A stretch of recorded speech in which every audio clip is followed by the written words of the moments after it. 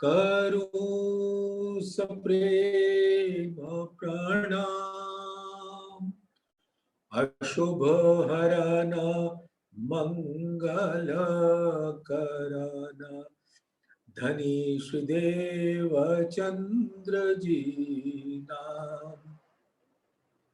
श्री प्राणनाथ निज मूलपति, श्री मिहिरराज सुनाम। तेज कुंवरी श्यामा युगल को, पल पल करूं प्रणाम। पिया जी को पल पल करूं प्रणाम। प्रथम लागू दो चरण को, धनिये न छुड़ायो खिन। लाख तली लाल एड़िया, मेरे जीव के ही जीवन। इन पांव तले पड़ी रहूं, धनी नजर खोलो बातून। पलना वालों निरखूं नेत्रे, मेरे जीव के ही जीवन। मेरे जीव के ही जीवन। धामधनी अक्षरातीत के परम लाडले सुंदर साथ जी, आप तो हमारे प्राण प्रीतम के नूर तन हो। आपको बहुत बहुत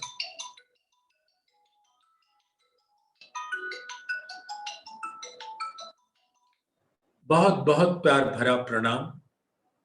और आप सब अपने हकजात स्वरूप को, मार्फत स्वरूप को, हकीकत स्वरूप को, आवेश स्वरूप को और हुक्म स्वरूप को निहारें और देखिए किस प्रकार से आपको धामधनी का नूर तन प्राप्त हुआ है। हम इस संसार में अपने आप को न जाने क्या समझते हैं। बोलते हम जरूर हैं अशुभ हरन मंगल करण, धनी श्री देवचंद्र जी। तो ये अशुभ है क्या? हमको ऐसा लगता है कि यहाँ पे हमें जो माया के कष्ट आते हैं वो अशुभ है, वो हट जाए और थोड़ा माया का सुख मिल जाए, मंगल करण। लेकिन ऐसा है नहीं। है ये कि अशुभ हरण, यानी माया को पूरी तरह से हमारे दिल से हटा दे। और मंगल करण, मंगल यानी परम धाम, जहां आनंद ही आनंद है, वहां हमारी सुरता को अखंड रूप से पहुंचा दे धामधनी के चरण। तो हम बोलते अवश्य हैं, लेकिन हम उसका भाव आज तक ढंग से लेते नहीं। सुंदर साथ जी अभी खुलासा ग्रंथ के दूसरे प्रकरण का जो और खुलासा किया है वो मार्फत सागर में किया है। मार्फत सागर संवत 1748 में सुंदर श्री परना में श्री बंगला साहेब में नाजिल हुआ था।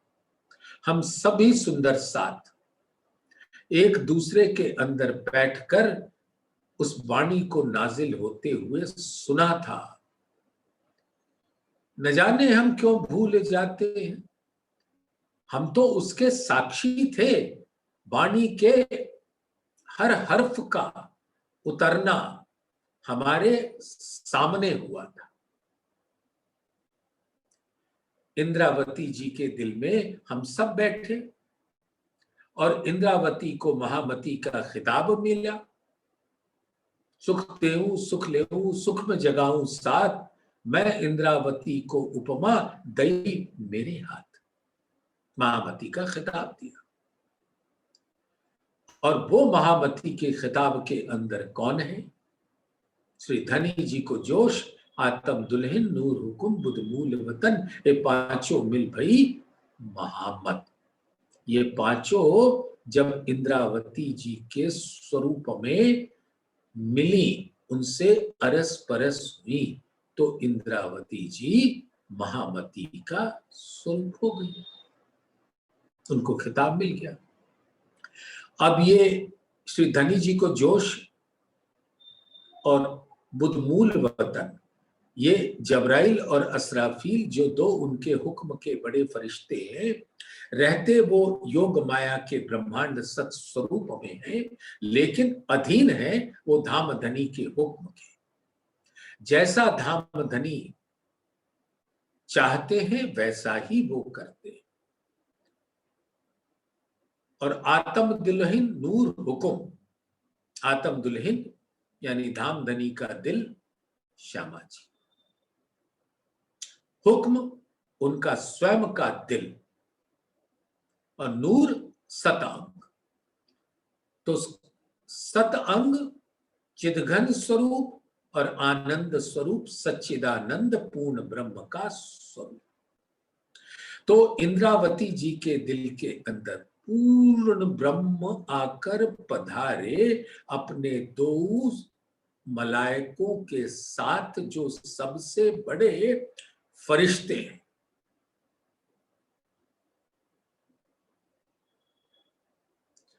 और इन्होंने रूहों के लिए सब काम किया।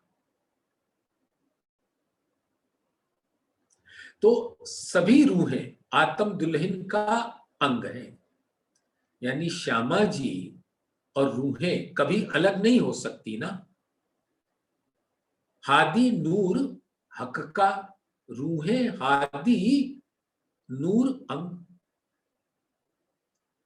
तो श्यामा जी और रूहें तो अरस परस है, और श्यामा जी और राजी अरस परस है। तो सबका एक ही स्वरूप तो है, जो हक जात का स्वरूप है। हक आदि अर्स मोमिन, सो तो पहले हक दिल मान। और वो दिल क्या है? हक जात। हक का दिल, जात माने दिल, और जात माने हक वाहिद, यानी स्वलीला अद्वैत का स्वरूप, हकीकत का स्वरूप धामधनी के दिल रूपी मार्फत में विराजमान रहता है। कितनी अद्भुत स्वरूप है कि कोई सुंदर साथ जो धाम का अंकुर रखता है, वो कभी एक दूसरे से जुदा नहीं हो सकता। यहां इस तन के कारण कनु भाई, मैं ये समझता हूं आप कोई और, मैं कोई और, वाणी से हम दोनों जुड़े हैं, नहीं, हम तो धाम से जुड़े हैं। आप मेरे अंदर हो, मैं आपके अंदर हूं। आप देखो ना मेरे को अपने दिल के अंदर। और ऐसे ही हर सुंदर साथ के अंदर अपने आप को देखे। और अगर ये देखना सिद्ध हो गया, तो आपकी हमारी जागनी हो गई। अगर हमने एक दूसरे को आपस में एक दूसरे के तन के दिल के अंदर ना देखा, तो बस वाणी पढ़ते रहिए और मर जाइए। एक दिन तो तन छूटना है, मर ही जाएंगे, उसके बाद कहां घूमोगे। तो धामधनी ने फरमाया है कि हर सुंदर साथ के दिल में रहता है, और वो सुंदर साथ श्यामा जी के दिल में रहता है, और श्यामा जी राज्य के दिल में रहती है। इस प्रकार से राज्य श्यामा जी और हम सब रूहें अरस परस हैं और हैं। और जब ये लाड़ आपस में हम सबके बहने लगे कि तुम कौन हो, मैं ही तो हूं, मैं कौन हूं, तुम ही तो हो, हम सब हक जात के स्वरूप हैं, मार्फत में एक हैं, हकीकत में विद विद के नूर तन धारण करके हमने स्वलीला अद्वैत की है, अपने प्राण प्रीतम के साथ इश्कमयी लीला की है और उसका रसपान किया है। तो क्या ये याद नहीं आती बातें? हम बैठ के चर्चा सुनते हैं, फिर थोड़ी सी अर्चा कर लेते हैं। एक अर्चा तो करो कि तुम सब मेरे दिल में हो, मैं तुम्हारे दिल में हूं, और हम कभी भी अलग ना हो। जैसे वाह्य दत्त में कभी अलग नहीं थे, वैसे ही यहां भी अलग ना हो। और हम सबका स्वरूप आवेश स्वरूप के दिल में है, और वही स्वरूप सबके अंदर है। और तभी लाड़ आएगा, और लाड़ आएगा वो किसका लाड़ होता है? धामधनी का। और लाड़ का प्रकट स्वरूप क्या होता है? मेहर होता है। और मेहर के आते ही सब सुंदर साथ एक तन, एक दिल, एक रूप, एक स्वरूप, एक मन, एक चित्त, एक रस, एक रंग हो जाते। ऐसा भाव सुंदर साथ हम सब अपने दिल में ले लें। ये जो मार्फत सागर है, सिंधी के बाद प्रकट हुआ था। ये मूल में अंतिम प्रकट ग्रंथ प्रकट हुआ। और इस मार्फत सागर के अंदर आप देखेंगे कि खिलवत की बातें की, हमको याद दिलाया है कि हमने किया क्या था। एक होकर भी हम जुदे हो गए, मैं हक अर्श में जुदे जानती, ल्यावती शब्द में वर्णन। सुंदर साथ, ये ल्यावती शब्द में वर्णन आप समझ रहे हो ना?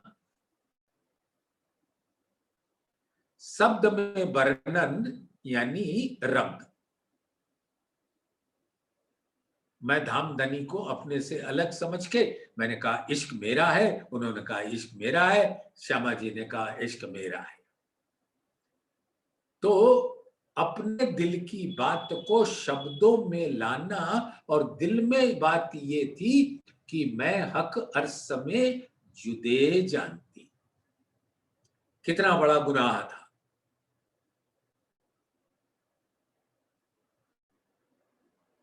अब सोचिए सुंदर सा, धामधनी ने फरमाया है कि तुम रूहे नूर मेरे तन का। धामधनी का तन हकीकत स्वरूप, नूर उनका दिल, और दिल ही अनंत गुणों के साथ ज्योतित होते हुए एक आकार धारण करता है, जो अक्षरातीत ने तन धारण किया, नूरी तन परम धाम के अंदर। और उस तन का नूर रूह। क्या कहते हैं धामधनी? तुम रूहे नूर मेरे तन का इनविद कहवे हक। बहुत प्यारी बड़ी रूह मुझे, मैं तुम्हारा आशिक। सुंदर साथ, अगर आपके प्राण प्रीतम आपके गालों पर अपने हस्त कमल का कोमल स्पर्श रख दे और कहें कि तुम मुझे बहुत प्यारी हो, सोचो आपका क्या हाल होगा।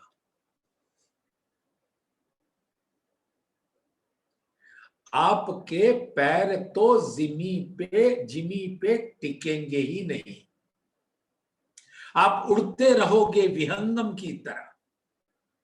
एक बार अगर हमारा प्रीतम हमसे थोड़ा नजरों में नजरें डालकर, गालों को स्पर्श देते हुए, सहलाते हुए और नैन से नैन जोड़कर और आधे अधूर खोलकर मुस्कुराते हुए कहें कि तुम को मैं बहुत प्यार करता हूं, हमारा क्या हाल होगा। और ऐसा हाल था परम धाम में, हम क्यों भूल गए। और सुंदर साथ एक बात और बताऊं, वो हाल यहां भी है। महसूस तो करो अपने प्राण प्रीतम के हस्त कमल को, अपने गालों पर उनके स्पर्श का सुख अनुभव तो करो।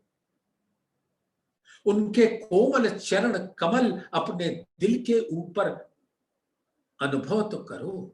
नैनों पर अनुभव तो करो, अपने सिर पर अनुभव तो करो, अपने छाती पर अनुभव तो करो। ए चरण राखूं दिल में और ऊपर हैड़े, दिल मार्फत हैड़ा हकीकत। ए चरण राखूं दिल में और ऊपर हैड़े, लेके फिरो नैनन पर। धामधनी के स्वरूप को अपने तन के नैनों में, दिल के नैनों में, जीव के नैनों में, आत्म के नैनों में लेके फिरो, उड़ती फिरो मस्त गगन में।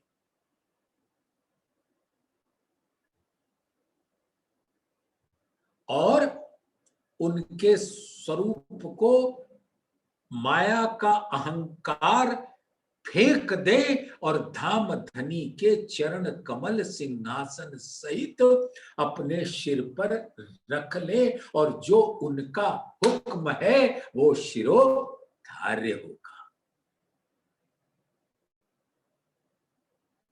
ऐसे धाम धनी हमको यहां लाड़ पिलाते तो हैं, हम अनुभव क्यों नहीं करते सुंदर साथ।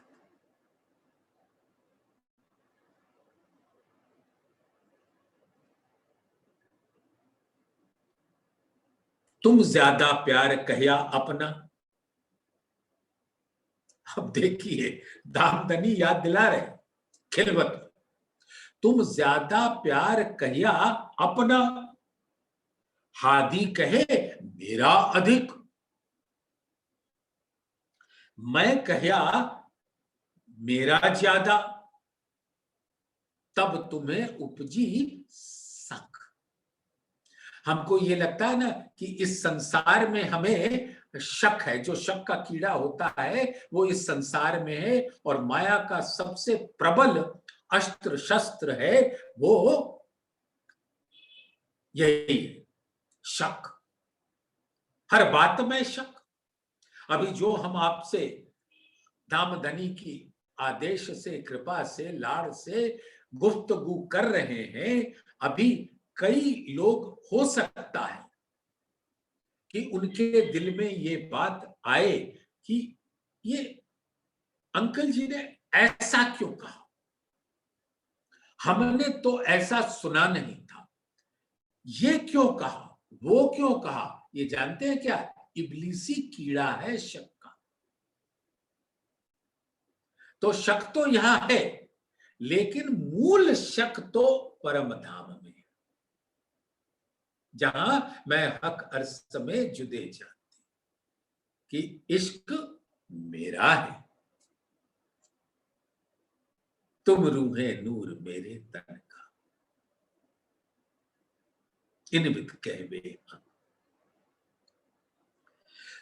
फिर कहते हैं दामदनी, तुम रूहे मेरे नूर तन, मेरे दिल के स्वरूप हो, जैसे मेरे दिल का नूर अपने अनंत जमाली के गुणों के साथ मेरे तन को धारण करता है, वैसे ही वही नूर तुम्हारे तन को भी धारण करता है। जैसे मेरा तन वैसे तुम्हारा तन, वैसे ही हाथी का तन, और तीनों तन एक तन नूर तन। तुम रूहें मेरे नूर तन, सो वाहिदत के बीच एक।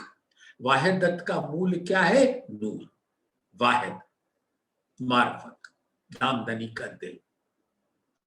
तो वहदत जो स्वलीला अद्वैत में हकीकत स्वरूप है, वो धामधनी के दिल में, यानी नूर में, यानी हकीकत का हर स्वरूप नूर में है और जमाली के गुणों के साथ परिपूर्ण है। प्रेम, आनंद, सौंदर्य, एकत्व, आभा, कांति, चमक, छटा, उमंग, उत्साह, उल्लास, ऊर्जा, प्रफुल्लता, शीतलता, चैतन्यता, कोमलता, माधुर्यता, कृपा, संगीत, ज्योति, अद्भुत गुण है जमाली के, सुख देने वाले, आनंद देने वाले, जिसका स्वरूप श्यामा जी। तो जैसा नूर तन धामधनी का, वैसा ही नूर तन श्यामा जी का, वैसा ही नूर तन रूहों का, और वही नूर परम धाम का स्वरूप है। आप सुंदर साथ बड़ोबन को क्या समझते हैं, या मधुबन को क्या समझते हैं, महाबन को क्या समझते हैं? हम चर्चनी में तो बहुत चर्चा करते हैं कि कहीं बड़ोबन 10 भौम का, कहीं 250 भौम का, मधुबन 500 भौम का, और महाबन 1000 भौम का। ये क्या भौम भौम लगा रखा है? अरे जैसे आप हो वैसे ही तो चेतन सुंदर नूरी स्वरूप इन वनों का है। आप और ये वन परम धाम में बिल्कुल धाम धनी के नूर तन होए के, नूर दिल होए के अरस परस हैं। लेकिन बात ही नहीं समझ आती। न जाने हम हमारे अंदर ये जो मूल शक डाल दिया, और खुद ही बता रहे हैं धाम धनी तो इतने कृपावान तो है ही, इतने लाड़ वाले हैं कि मैं कहिया मेरा प्यार जाता, मैं कहिया प्यार मेरा ज्यादा, तब तुम्हें उपजी शक। हो गया ना शक का कीड़ा, और ये मूल शक है। तो माया का शक जाए भाड़ में, हमें क्या लेना देना इस माया के और माया की बुद्धि से। जीव भी सुधर गया है तारतम के प्रकाश में, उसको भी माया के शक से कोई लेना देना नहीं। अब सब सोच रहे हैं कि हमारा मूल शक जो दामधनी ने ही डाला था, शक हमारे, हम कौन होते हैं शक लाने वाले? वो तो हमारे प्राण प्रीतम थे, हैं जो घुंडी डाल देते हैं शक। यूं समझो कि एकदम मीठा सरस खीर बना हुआ है, और अर्श के जल में पकाया गया है, और जैसे जमुना जी दूध से भी उज्जवल है, उस जमुना जी का अर्श का जल उस खीर में है। और जितने वन हैं, केल, लिबोई, अनार, अमृत, जामुन, नारंगी, बट, नूर बाग, फूल बाग, अन्न बन, दूब, दलीचा, पश्चिम की चमक, वहां जितने मेवे मिठाई हैं, मेवे लगे हैं ना सब वनों में, वो सारा का सारा धामधनी ने अपने दिल से वो खीर निकाल कर डाल दिया। और जब हमारे दिल रूपी कटोरी में वो खीर अमृतमयी डाला, तो क्या किया धामधनी ने? हल्का सा नमक डाल दिया, ये शक पैदा करके उस खीर के अंदर। अब लो, हो गई छुट्टी। अच्छा खासा अमृतमयी खीर का रसपान कर रहे थे और फिर कह बैठे, इश्क मेरा है। और ये शक ही वो नमक है जो उस खीर में पड़ गया। अब धामधनी उस शक के कीड़े को, नमक को निकाल कर फेंक रहे हैं अपने इस इल्म से, और फिर अर्श का अमृत रस उसके अंदर इतना मिला देंगे कि वो अमीर रस, धामधनी के दिल का रस हम पान करते रहेंगे। तो सुंदर साथ वो मूल शक भी मिटाना है। और हमको अलग किया इसक बेवरा बका मिने क्यों पाइए ए विवेक, क्योंकि वहदत में ना कोई कम, ना कोई ज्यादा, ना कोई बड़ा, ना कोई छोटा। और हम तो कह बैठे, तब हके दिल में यो लिया, मैं देखाऊं अपना इश्क, और पातशाही अपनी देखे रूहें मुतलक। सुंदर साथ, अब तक तो आप समझ गए होंगे ना कि ये अर्श की पातशाही क्या है। सुंदर साथ,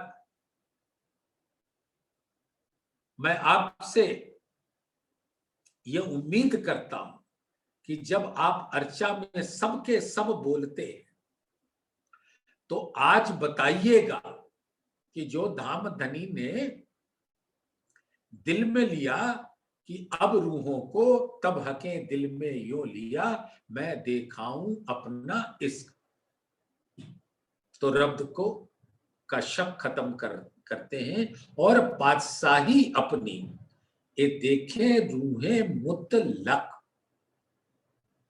पूरी तरह से बादशाही को देखें। और बादशाही तो सुंदर साथ जी यही है कि परम धाम में हर स्वरूप अक्षरातीत का वाहदत स्वरूप है। जो कछु चीज अर्स में सो सब वाहदत माहे, जरा एक बिना वाहदत सो तो कछुए नाहे।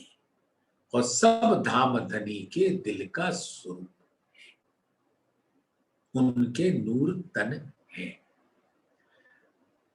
और ये भी बात हमें कहां पता थी? हम तो बुद्धू के बुद्धू, पहले भी थे बुद्धू, अभी भी हैं बुद्धू। लेकिन धामधनी अब थोड़ा सा बातें बता तो रहे। कैसे?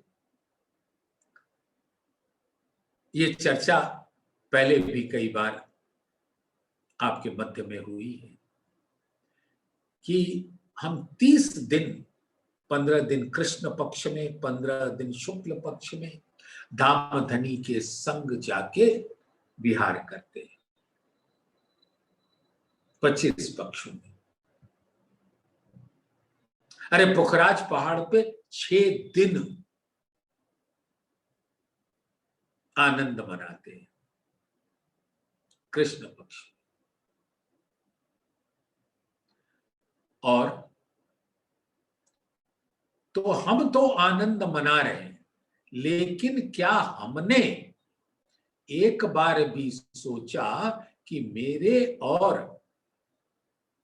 पुखराज पहाड़ के किसी भी भाग में अंतर नहीं है, सब मेरे वो स्वरूप है जो धाम धनी के नूर तन का स्वरूप है।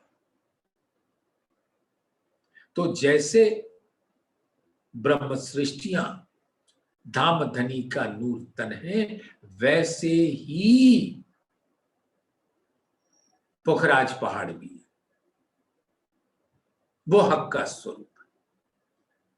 तो मैं हक अर्स में जुदे जानती, हम वहां जाके आनंद तो करते थे, लेकिन कभी भी पुखराज पहाड़ से बातें नहीं किया, वनों से बातें नहीं किया, जमुना जी से बातें नहीं किया, मोहल मंदिर से बातें नहीं किया। घूमते हैं 25 पक्षों में, लेकिन कभी उनको धाम धनी का स्वरूप नहीं जाना। तो यही है बादशाही। तो धाम धनी स्वलीला अद्वैत के स्वरूप को दिखाना चाहते हैं।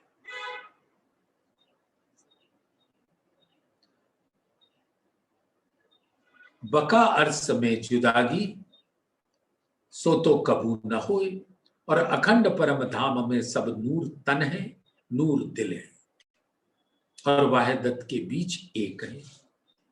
तो वहां जुदागी हो तो कैसे हो? तो बका अर्स में जुदागी सो तो कबू न होए, ए बेवरा नहीं वाहे दत्त में होए कम ज्यादा बीच दो। कम ज्यादा का वर्णन जो इश्क रब्द हुआ शब्दों में, उसका वर्णन तो द्वैत में हो सकता है, अद्वैत में नहीं हो सकता।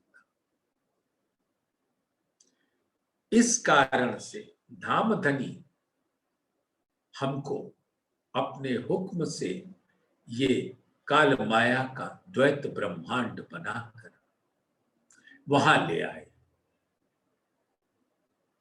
और उस द्वैत स्वरूप के अंदर बिठाया मानव तनों में। मेरा मानव तन जैसे अलग, तुम्हारा मानव तन अलग। जीव के संस्कार जुदे जुदे, भाव जुदे जुदे, स्वभाव जुदे जुदे, गुण जुदे जुदे।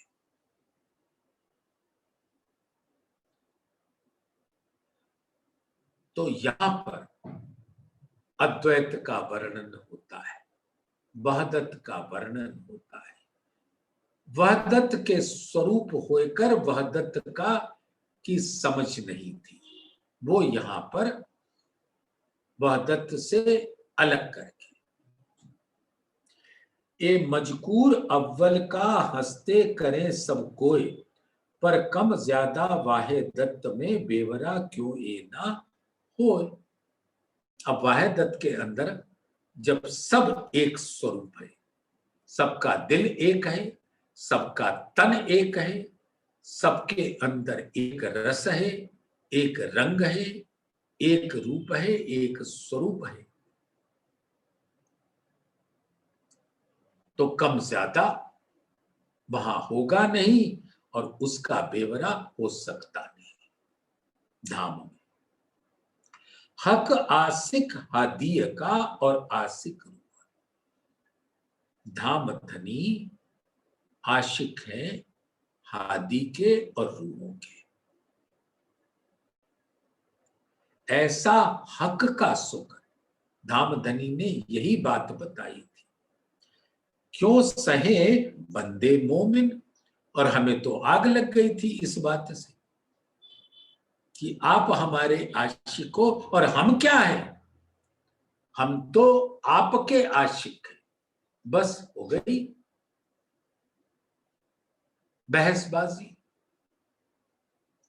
चाहिए मोमिन आशिक हक के, और ये मोमिन क्या समझते हैं कि हमें हक का आशिक होना चाहिए, और आशिक हमें हादी का होना चाहिए।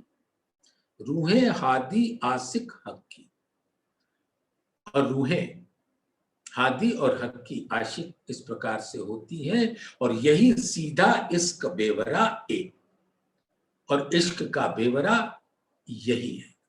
ऐसा हम रूहें समझ पाए। वाहे दत्त कहिए इनको, एक इश्क तन मन, जुदागी जरा नहीं, वाहे दत्त में पाव खिन। अब आप सोचो, एक सागर है, उसकी लहरें निकल रही हैं या सूरज की किरणें आ रही हैं, तो कभी ऐसा हो सकता है क्या कि किरणें एक दूसरे से अलग हो जाएं या सागर की लहरें एक दूसरे से जुदा हो जाएं? तो ऐसा तो होएगा नहीं। तो ऐसे वाहे दत्त में वाहे दत्त के स्वरूप कभी एक दूसरे से अलग नहीं हो सकते। फिर धामधनी ने क्या बोला? मैं छिपाऊं तुमको, बैठो पकड़ कदम, तुम इस कैसे पाओगे, आए मिलो माहे दम। जैसे ही तुमको अपना इश्क मिलेगा, तुम उसी क्षण जागृत हो जाओगे। और मैं छिपाऊं तुमको, तुम नूर तन से, मूल तन से तो यही मेरे चरण को पकड़कर बैठे रहोगे, लेकिन तुम्हारा दिल का स्वरूप ऐसे तिलस्म में चला जाएगा कि तुम्हें अपना मूल सब भूल चुका होगा। मैं छिपा हूं तुमसे, तुम्हें नजर मिले। धामधनी कभी भी अपने नजरों से हमें जुदा नहीं करते। सुंदर साथ जी, ये जो हमारे मूल तन हैं, उनके खुले तन के नैनों में धामधनी का स्वरूप वैसे ही अखंड है जैसे रूहों का तन धामधनी के नैनों की पुतलियों में अखंड है। लेकिन क्योंकि धामधनी जागृत है, इसलिए वो जानते हैं कि रूहें उनकी नजर में अखंड रूप से बसती तो रूहों के नैनों में भी है राज्य। लेकिन हम फरामोश होने से हमारा दिल किसी तिलस्म में चला गया है, तो हमको समझ नहीं आ रही। मैं छिपा हूं तुमसे, तुम्हें नजर मिले, वो देखत झूठा आलम, मुंह को देखत नाही ए। मैं छिपा हूं इनसे, वो झूठा आलम तिलस्म देख रहे हैं, तो इसलिए मुझे नहीं देख पा रहे। इनके नैनों के सामने ये फरामोशी का पर्दा है। जब इश्क इनो आवसी, तब देखेंगे मुझको, इश्क बिना इन अर्स में मैं मिलो नहीं इनसो। रब्द रूहों ने हक्सों इश्क का किया जोय, सो इश्क बिना इन अर्स में बैठ ना सके कोई। तो तुम इस कैसे पाओगे, आए मिलो माहे दम। दम माने उसी क्षण मिलोगे, जैसे ही अपने इश्क की पहचान करके इश्क से अरस परस हो जाओ।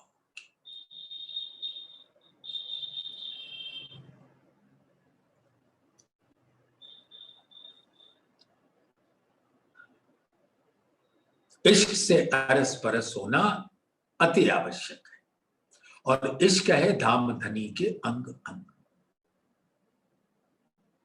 और जब धामधनी का वो सुंदर नूरी स्वरूप इल्म के द्वारा रूहें अपने दिल में ले लेंगी, तो और इश्क माहे रूहन, हके अर्स कया जाको दिल, हके दिल दे रूहों दिल लिया, यूं एक हुए इल मिल। इस प्रकार से धामधनी से अरस परस होते ही इश्क का संचार हमारे दिल में हो जाएगा। तो तुम इस कैसे पाओगे, आए मिलो माहे दम, उसी क्षण तुम आकर मुझसे मिलोगे।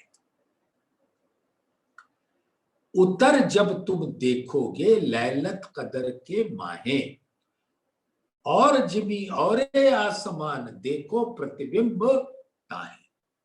अब यहां पर आप यहां की जिमी को देखते हैं, आसमान को देखते हैं, अद्भुत अनंत प्रेममयी लीलाएं करके मग्न रहते हैं। लेकिन अब उस तिलस्म की दुनिया में ये जिमी कोई और है, आसमान कोई और है, वो क्षर है, नश्वर है, स्वप्न का स्वरूप है। जब ब्रह्म सृष्टियों का दिल धामधनी इस संसार में अवतरित करते हैं, उतर जब तुम देखोगे उस तिलस्म के अंदर, जब तुम देखोगे लैलत कदर के माहे। लैलत कदर, लैलत कदर के मतलब लैल माने रात्रि, और कदर के दो माने होते हैं इस प्रकार, लंबी रात, लैल तुल कदर, तुल माने लंबी, लैल माने रात्रि, और कद्र माने इस प्रकार की लंबी रात, लैलत कदर। लैलत कदर यानी लैल तुल कद्र। लेकिन ये कद्र इस प्रकार तो हल्का माने, कद्र महिमावान रात्रि को कहते हैं। अद्भुत महिमा है इस लैल की, जिसमें धामधनी अपनी रूहों को साक्षात दर्शन देने का भी वादा करते हैं। सुबह की चर्चा में तो आप दिन प्रतिदिन इन बातों को सुन ही रहे हो। सिंधी के ग्रंथ को भी ग्रहण कर रहे हो, कैसे धामधनी ने कहा कि मैं तुम्हें दर्शन भी दूंगा, तुमसे मीठी मीठी बातें भी करूंगा, तुमको अपने आलिंगन बद्ध भी करूंगा, लेकिन तुमको अकेले होके आना पड़ेगा। इंद्रावती जी को कहते सिंधी में। पहला प्रकरण 43 नंबर की चौपाई, हेकली। अब इंद्रावती जी फरमाती हैं कि इन 12,000 का मैं क्या करूं, इनके बिना तो शरबत मुझे धाम का भी मीठा नहीं लगता। मैं तब आऊंगी जब तुम इनको भी वैसे ही दीदार दोगे, इनसे वैसे ही मीठी बातें करोगे। लेकिन इसका मारिफत का भाव जो है वो ये है सुंदर साथ, कि तुम अकेली होके आ जाओ।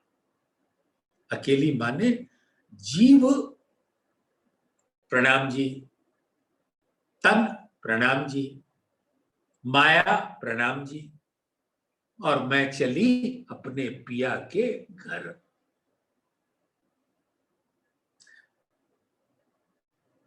तो ये तन को, जीव को और संसार को परे रखकर अपने धाम धनी के घर में दुल्हन चली, दुल्हा खसम से मिलने के वास्ते। फिर तो वो सब कुछ देंगे। अरे सुंदर साथ, आप सोचो,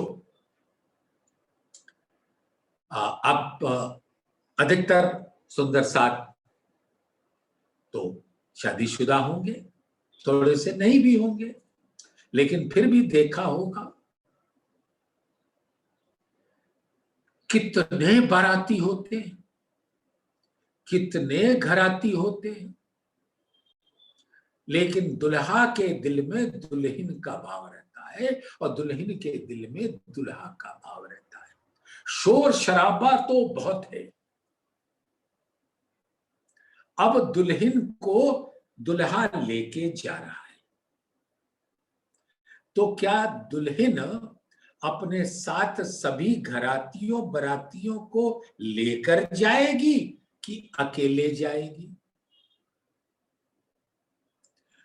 अगर अपने दुल्हा का प्रेम पाना है तो अकेले ही जाना होगा।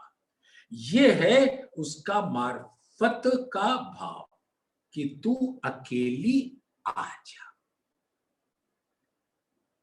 तो दीदार देंगे, वादा है, मिलेंगे भी, बातें भी करेंगे, लेकिन क्या हम अकेले हो पाते हैं? और कितना आसान बता देते हैं धामधनी, अरे भाई अकेले हो जाओ और मैं तुम्हारे पास हूं। लेकिन वही नहीं होता हमसे। दुल्हन घरातियों बरातियों को छोड़ ही नहीं पाती, और जब तक नहीं छोड़ेंगे दीदार नहीं होगा। तो जैसे परम धाम में पहाड़ है, नदी है, जल है, जिमी है, आसमान है, तो यहां पर इस प्रतिबिंबित स्वरूप है उसका। और जिमी और आसमान देखो प्रतिबिंबता है। फरामोशी क्यों होएसी, क्या जुदे होसी माहे खे। अब रूहें तो बुद्धू होती है ना, बुद्धू बुद्धू बुद्धू, बिल्कुल बुद्धू। हम कैसे बातें करते हैं धामधनी से, हमें फरामोशी क्यों होगी? आप इतनी देर से बोले जा रहे हो फरामोशी होगी, फरामोशी होगी, फरामोशी होगी, और ये दुनिया देखेंगे। क्या जुदे होसी माहे खेल, क्या हम इस खेल के अंदर, इस तिलस्म के अंदर आपसे जुदा हो जाएंगे क्या? तुमको क्यों हम भूलेंगे और हम तुमको क्यों भूल जाएंगे? राजी करो इस बात से कि हम तुमको क्यों भूलेंगे। एक कैसी है कदर लैल, और ये किस प्रकार की लैल है, रात्रि है जहां हम आपको भूल जाएंगे, धाम को भूल जाएंगे, और हम आपसे जुदा हो जाएंगे। कहया हके रूहन को, तुम उतरो तो जरा माहे लैल। कहया हके रूहन को, तुम उतरो माहे लैल, बैठो पकड़ कदम, देखोगे माहे खेल। तब धामधनी फरमाते हैं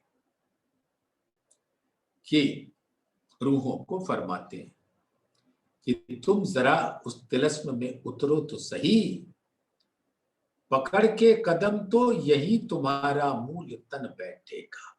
मैं भी यही, तुम भी यही, जुदा हो सकते नहीं, क्योंकि हम दोनों एक दूसरे के एक तन है, एक दिल है। लेकिन तुमको ऐसा देखोगे माहे लैल, इस तिलस्म की दुनिया में तुमको लगेगा, भ्रमित हो जाओगे कि तुम जुदा हो गए। देखो और जिमी को और आसमान, सो सब फना बीच में दुनिया सकल जहान। ये नश्वर संसार है, सब फना होने वाले हैं, और सब प्रतिबिंब स्वरूप है। जैसे परम धाम में तुम जिमी आसमान को देखते हो, वो कोई और ही जिमी होगा, वो कोई और ही आसमान होगा। तित कानों सुने जाएंगे ये जो 14 तबक, कोई हमारे अर्श की तरफ न पावे हक। तो वहां हक की, अर्श की कोई खबर न होगी किसी को 14 तबक में। देखो जिमी दमी आदमी खलक तमाशा, ये खाली बीच बसत है। खाली माने महाशून्य का स्वरूप है, कुछ है ही नहीं, और नहीं है लेकिन सोचते हैं कि है। एक खाली बीच, हवा बीच, शून्य बीच, एक खाली बीच बसत है मुर्दों का वासा। ये सारे मुर्दे हैं, मुर्दे, जो कभी वास्तव में जीवित हुए ही नहीं। कब पैदा हुए, कब मुर्दा हो गए, पता ही नहीं। और जब तक जीवित हैं तब तक भी मुर्दा ही समझो, क्योंकि हमने आज तक जीवते का काम क्या किया।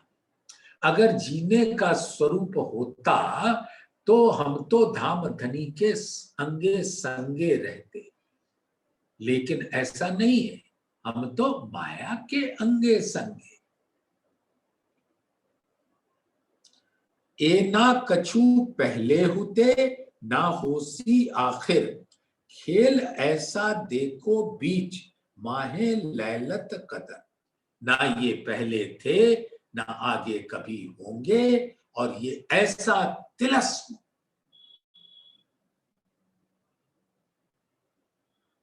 जैसे बाजीगर के खेल के कबूतर। बाजीगर नहीं करता ऐसा, जादूगर कि एक झोला निकालता है, ऐसे खोल के दिखा देता है कि उसके अंदर कुछ नहीं, और फिर उसके अंदर हाथ डालता है, और हाथ डाल के न जाने कितने कबूतर बाहर कर देता है,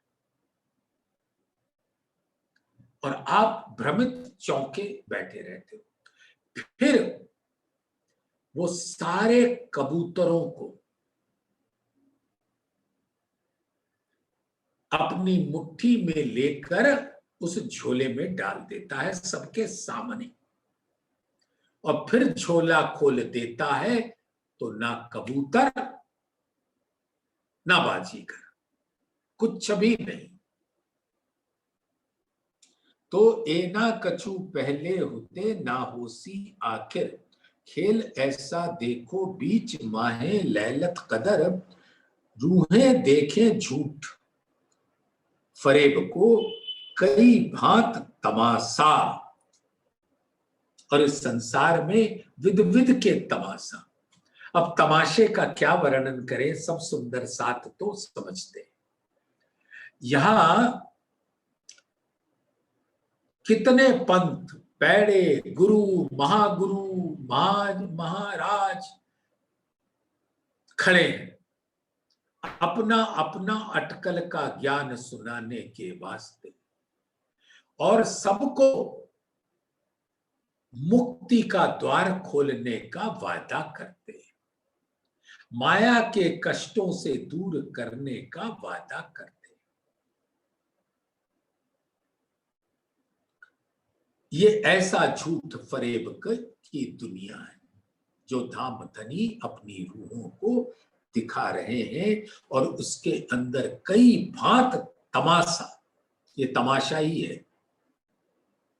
लाख विधों कई खोजही, और तरह तरह से काल कालांतर युग युगांतर से तमाम ऋषि मुनि पीर पैगंबर ज्ञानी जन मुनि जन खोजते रहे उस पर ब्रह्म को।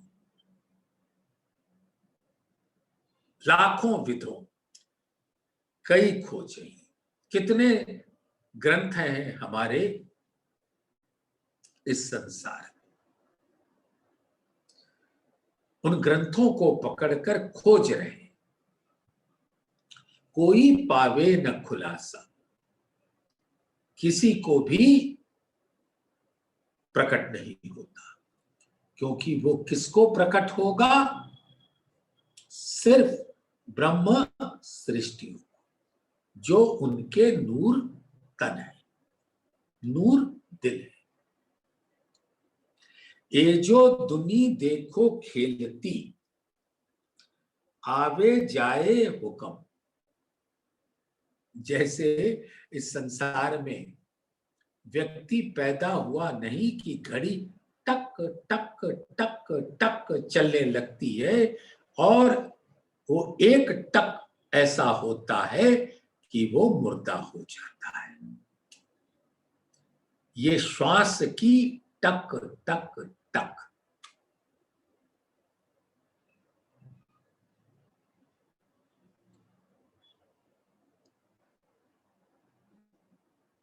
तो झूठा वजूद ना रह वही चले कर गिनती दम, सांसों की गिनती। इसीलिए धामधनी ने फरमाया है कि श्वास श्वास निज नाम जपो, वृथा श्वास मत खोए, ना जाने इन श्वास को आवन होए ना होए। तो सुंदर साथ, ऐसी भूल हमसे नहीं होनी चाहिए। आवे जाए माहे खेलही अपने बल उमर, और जो श्रृंगार ग्रंथ में कहते हैं ना, मांग लई प्यारी उमर ए जो रबत के बखत, लाल तली क्यों छोड़े मोमिन जाकी असल हक निस्बत। हम तो अंकुरी हैं, ब्रह्म सृष्टि है, धामधनी के तन है, धामधनी के दिल है, तो उनके चरण तली को कैसे छोड़ेंगे। तो हमने इस खेल को देखने की जो इच्छा जाहिर की, तो एक समय मांगा, एक अवधि मांगा, उसी को कहते हैं एक उम्र मांगा। तो आवे जाए माहे खेल ही अपने बल उमर, और ये जो उम्र का सौगात मिला है, उसमें जो हमें पाना था उसको छोड़कर हम आते हैं जाते हैं, और जो पाना था उसको तो छोड़ बैठे हैं। ढूंढिया फेर न पाइए ए मुआ क्यों कर, और ये मुर्दा शरीर को जो इसके माध्यम से हमें पाना था, ये शरीर कितना आवश्यक है, लेकिन हमने इसको व्यर्थ गंवा दिया। इसी शरीर से हमें धामधनी का इल्म मिलता, और इसी शरीर के माध्यम से हम जागृत होते हैं, लेकिन हमने इस शरीर को गला दिया माया की ख्वाहिशों। कोई आप न चीन्ही ना चीन्हे हक वतन, ना चीन्हे तिन जिम्मी को ऊपर खड़ा है जिन। और कोई किसी को ना अपनी पहचान होती है, ना हक की पहचान होती है, ना अपने घर की पहचान होती है। जो सवाल पूछा था ना श्यामा जी से, तू कौन आई इत क्यों कर, कहाँ है तेरा वतन, नार तू कौन खसम की दृढ़ कर कहो। और श्यामा जी 14 साल भागवत सुनने के बाद भी अवाक रह गई, और इस प्रश्न का उत्तर उनके पास नहीं था। फिर अपने मत माफक कुछ भी बोलती, लेकिन धाम के बारे में जीरो। कोई आप न चीन्ही ना चीन्हे हक वतन, ना चीन्हे तिन जिमी को ऊपर खड़ा है जिन। और इस माया के, काल माया के स्वरूप को भी नहीं पहचानते, जहां उनका मुर्दा तन खड़ा है, और नूरी तन कहां खड़ा है वो तो पता ही नहीं। तो सुंदर साथ जी, आज इसी चौपाई पे विराम लेंगे। कोई आप न चीन्ही ना चीन्हे हक वतन, ना चीन्हे तिन जिम्मियों को ऊपर खड़ा है जिन। ये चौपाई 47 है मार्फत सागर के पहले प्रकरण की। कल यहीं से प्रारंभ करेंगे सुंदर साथ धामधनी की आदेश से। बोलिए श्री प्राणनाथ प्यारे की।